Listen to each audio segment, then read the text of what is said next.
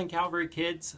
Sunday morning, the last Sunday that we are going to be only online. Next week, we'll have the chance to get together in person at church again. I hope you're excited. I'm excited to see you guys in person again.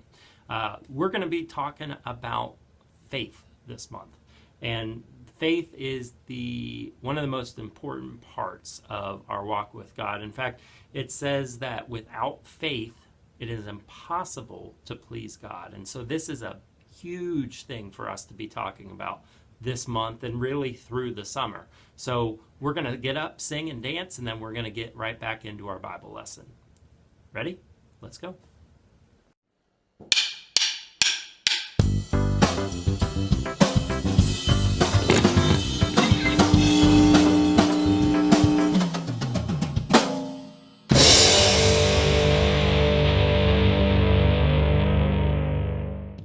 What do you believe in? You believe I can catch a ball because you just saw me do it. You believe your dog is shedding his winter coat because you can see all the fur that your dad makes you clean up. You believe the floor is solid because you haven't fallen through it yet. Some people say seeing is believing, but faith says use what you can see to believe in what you can't see. You can't see the wind, but on those wild, stormy evenings, you can see what it does. Whew. You can't see what's happening inside your stomach without an x-ray machine, but you believe that this can be fixed by this. You can't see your parents' love, but you can see the way your mom cuts your sandwich just the way you like it, and how dad drives you to soccer 4 times a week. And no, you can't see God with your physical eyes, but you can see him in everything he's created. You can see his love in the kid who's kind to you on the bus, and the drive-thru lady who smiles and gives you extra fries. Most of all, you can see who God is in Jesus and the eyewitness accounts written down by his best friends. When you trust, even when it's hard to see, when you live a life based on faith in who God is and how he tells us to love, others can see God at work in you. That's why faith is an amazing way to worship God with your life. Because worship is about more than just singing loud. It's all about living loud.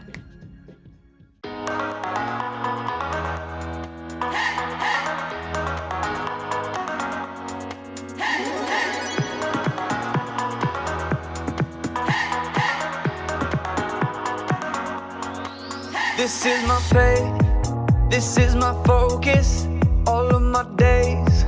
I know where my hope is, I'll live it loud, I'll shout the chorus, because I know, oh, you're always for us. And even when it's hard for me to see, I will trust in you, I will believe. And even when it's hard for me to see, I will trust in you, I will believe. And keep on looking to you for where I'm going, knowing you go there too. I'll keep on looking to you. I fix my eyes on you. You are my only focus. You are my only focus. You are my only focus.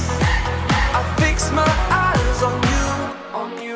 This is my faith, this is my focus, all of my days. I know where my hope is, I'll live it loud, I'll shout the chorus, because I know, oh, you're always for us. And even when it's hard for me to see, I will trust in you, I will believe. And even when it's hard for me to see, I will trust in you, I will believe. And keep on looking to you for where I'm going, knowing you go there too. I'll keep on looking to you. I'll fix my eyes on you. You are my only focus. You are my only focus. You are my only focus.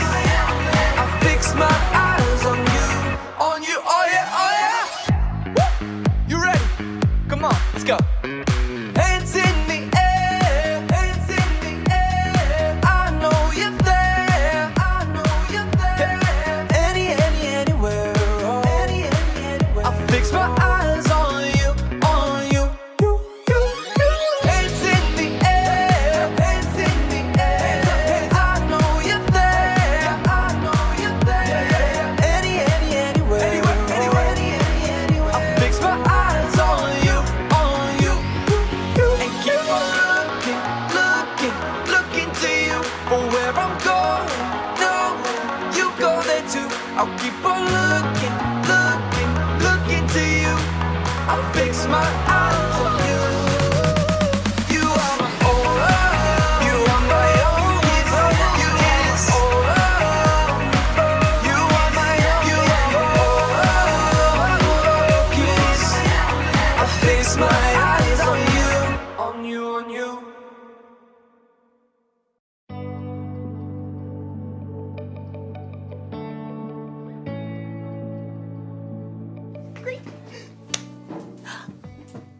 Hey everybody! I'm Erica and I'm so excited about it being summertime! Summertime, yeah. Ooh, ooh, ooh, ooh. One reason I'm so excited is because I have developed my very own STEAM lab! Look it, check it out, check it out, check it out, check it out. Look it, wow. Isn't that so awesome? You're probably wondering what that stands for. Science, technology, engineering, art, and mathematics. And I'm not totally sure how things will go in my lab this summer, but luckily I have faith. Faith is trusting in what you can't see because of what you can see. You see? You see what I did there? I have faith that I'll learn a lot and probably have fun doing so. I mean, just look at this place! Check it out. Wow! Oh, wait. Perfect. Check out this microscope! Microscope. I've always been amazed how microscopes can let you see things that you normally can't see. Take hair, for instance. Ow. Ah, look at that one. See, it looks like a thin line. Mine's kind of curly. Ooh, you can't see it, can you? But put it under a microscope. Wow! Cool, right? What about the inside of a piece of grass? Put it under a microscope. Whoa! Look at that! The inside looks like a whole bunch of smiley face emojis.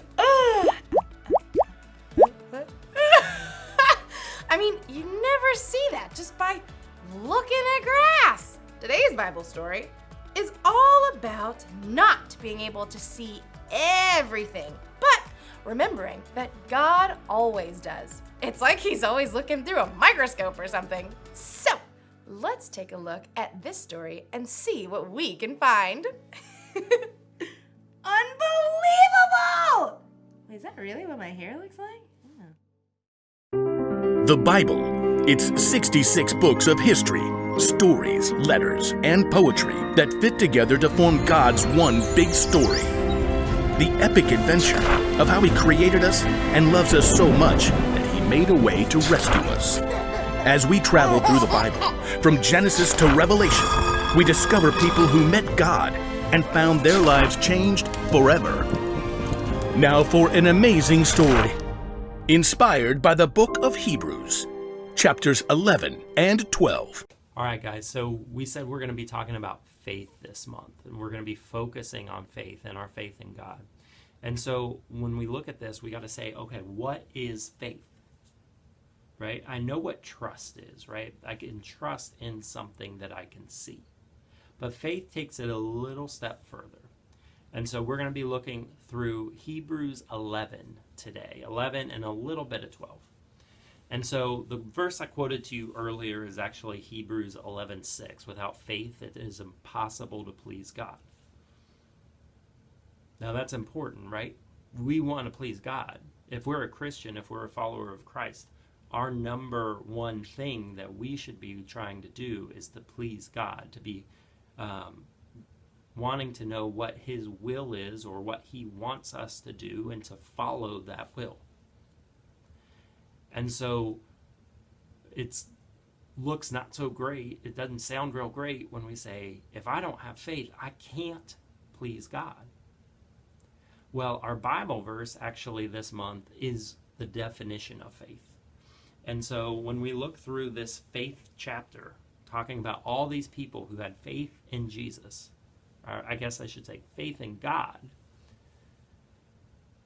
that his plan, the big plan, like we said, God's one big story, his plan would look out for them. And so let's do that. Hebrews 11:1 says this. Now faith is confidence in what we hope for and assurance about what we do not see. What we do not see, that's the important part of faith. Because God, I don't physically see him in a human form in front of me. I have to have faith that he's there. I have to have faith that he is looking out for me. He's protecting me. He's watching over me. That he has a bigger plan for me than I can even know or think of right now. That requires me to do something, to be sure of something that's bigger than what I know right now. And that's hard. And so when we look at faith, we got to look at people that did it before us. Because to be asked to do something that's impossible or seems impossible, we got to be able to see. It's easier when we can see somebody that did it before us. So we're going to look at some of the main characters in God's one big story that we've already talked about, and how faith plays into their life, their trust and their hope in God. And it all starts with Abraham. You see, God makes some promises to Abraham. And as God makes some promises to Abraham, he's going to ask Abraham to do some things that would seem crazy. Some things that would seem just like something that just doesn't make sense. And so we start with Abraham. You see, Abraham and his son Isaac, and Isaac's son Jacob, and Jacob's son Joseph, we see all of these characters walk through their journey of faith, but it starts with Abraham. And Abraham gets asked to do something. Abraham gets asked to pick up where he is. Now that took something, right? Because he's got a lot of things. He's got a lot of stuff. He's married to Sarah. He's got his nephew Lot with him. And they have some stuff, some animals, some servants, some different things. And God asks him to pick up and go to a land that he will show him. He doesn't say pick up and go to this specific land right here. He says go to a land that I will show you. How would you feel about that? Hey, I want you to pick up and change schools to a school I'm going to tell you later on. Just start moving. What if your parents came home and said, hey, we're going to move? And you said, where to? And they said, we're not sure yet. We're going to get in the car. We're going to pack all our stuff in a truck, and God's going to show us. You'd be like, what are you talking about? But this is what Abraham does. He has faith and trust in God, and he picks up and he moves. And as he's moving, God shows him this land of Canaan, this promised land that the Israelite people will go to after they wander through the desert for 40 years after Egypt. But they have to have faith. He had to have faith that God was going to place him there. He also had to have faith that Sarah was going to have a baby. Because without a baby, his group, his family no longer exists after him and Sarah die.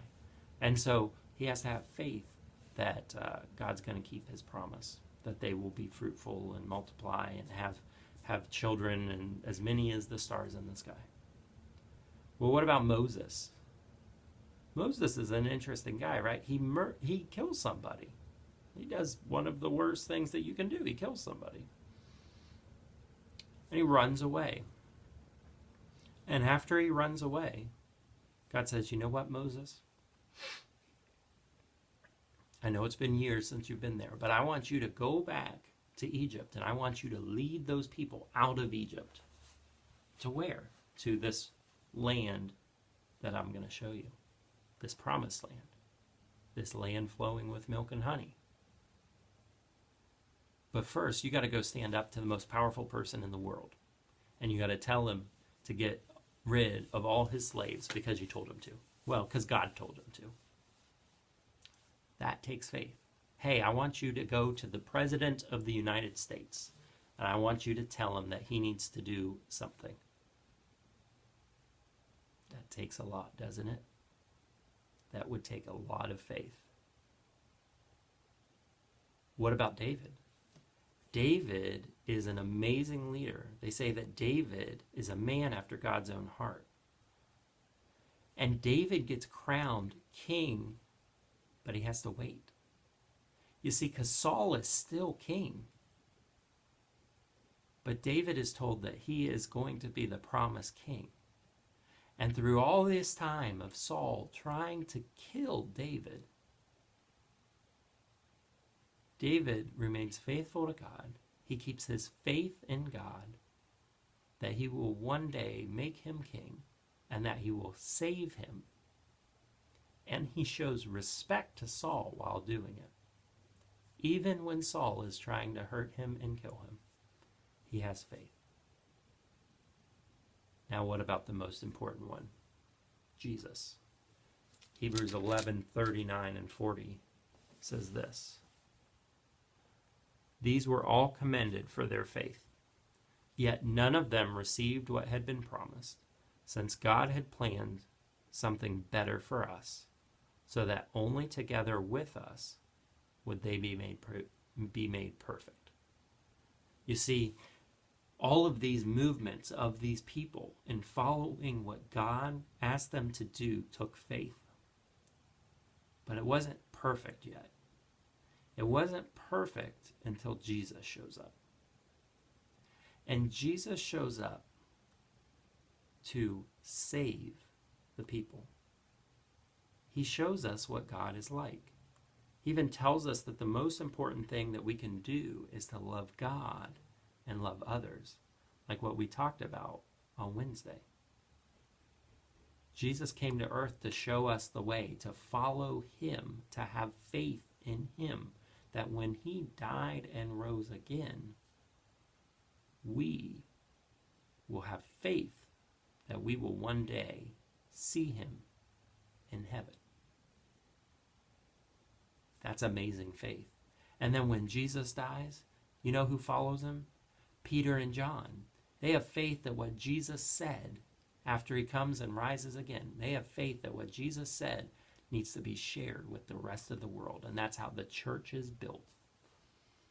Through Peter and John going and telling them about Jesus, that faith is now perfect. And we can be saved through the death of Jesus and the rising of him, so that he lives forever. He conquers death for us, and we can have eternal life through him. So you can know Jesus even though you've never seen him. Because of those who did it before Jesus came, because of those that did it after Jesus came, because of those that you know in your house, hopefully, and your parents, because of those you know that are your friends, hopefully,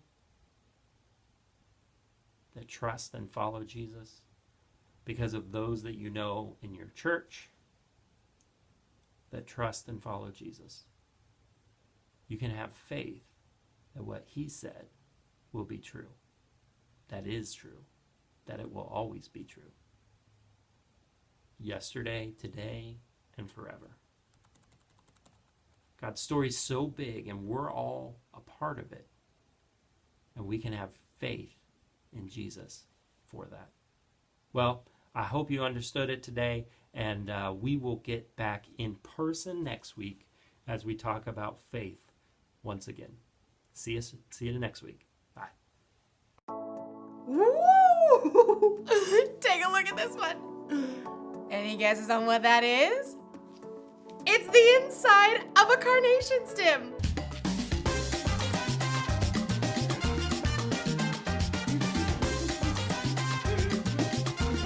It's amazing how things look so different under a microscope than they do just with our eyes. It makes me think of Hebrews chapter 11. It's where we can look back to all these people in history who had faith in God. Even though they couldn't always see how things would turn out, they believed God and His promises.